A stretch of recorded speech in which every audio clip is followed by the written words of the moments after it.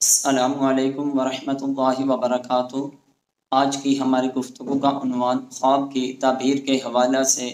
Comments کی صورت میں یہ سوال کیا کہ خواب میں مکہ اور مدینہ کو دیکھنا، اس کی تعبیر کیا ہے؟ اگر کوئی انسان کی حالت میں بیت اللہ شریف کعبہ کو دیکھتا ہے، روضہ رسول کو دیکھتا ہے، تو اب اس کی تعبیر بہت اچھی ہے کہ اللہ تبارک و تعالی جل جلالہ اس کو حج کی نعمت سے مالا مال فرمائے گا، اس کو دنیاوی مصیبتوں سے، مشکلات سے، حاسدوں کے حسد سے، شریروں کے شر سے اللہ کی ذات اس بندے کو محفوظ فرمائے گی۔ جیسا کہ خواب کی تعبیر کے حوالہ سے بہت ہی مستند کتاب تعبیر الرؤیا، اس کے صفحہ نمبر 495 میں اسی خواب کی تعبیر کو علامہ ابن سیرین رحمۃ اللہ تعالی علیہ بیان کرتے ہوئے فرماتے ہیں کہ اگر کوئی اپنے آپ کو مکہ شریف میں دیکھے تو دلیل ہے کہ کعبہ کی زیارت کرے گا اور حج پائے گا۔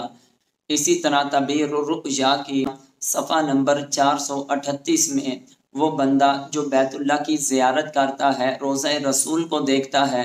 اس کے بارے میں اس کی تعبیر یوں بیان فرماتے ہیں۔ حضرت ابراہیم کرمانی رحمۃ اللہ تعالی علیہ نے فرمایا، کعبے کا اصل ایمان اور مسلمانی ہے۔ اگر اپنے آپ کو کعبے میں دیکھے تو دلیل ہے دشمن کی طرف سے شرارت سے امن رہے گا، کوئی بھی شریر اس کو اپنے شر سے نقصان نہیں پہنچا سکے گا۔ اللہ کی بارگاہ میں دعا کرے گا تو اللہ تعالیٰ اس کی دعا کو بھی قبول فرمائے گا۔ اور قرآن مجید سے اس خواب کی تعبیر کا استدلال کرتے ہوئے فرماتے ہیں کہ رب تعالیٰ کی ذات نے سورہ آل عمران کی آیت نمبر 95 میں ارشاد فرمایا، وَمَن دَخَلَهُ كَانَ آمِنًا، جو شخص داخل ہوا بیت اللہ میں وہ بندہ امن میں ہو گیا۔ اسی طرح خواب میں اگر دیکھے کہ نبی کریم علیہ السلام کی قبر مبارک کی زیارت کر رہا ہے، یعنی گنبد خضرا کو دیکھ رہا ہے، تو یہ اس بات کی دلیل ہے کہ وہ بندہ حج کرے گا اور سلامتی کو پائے گا۔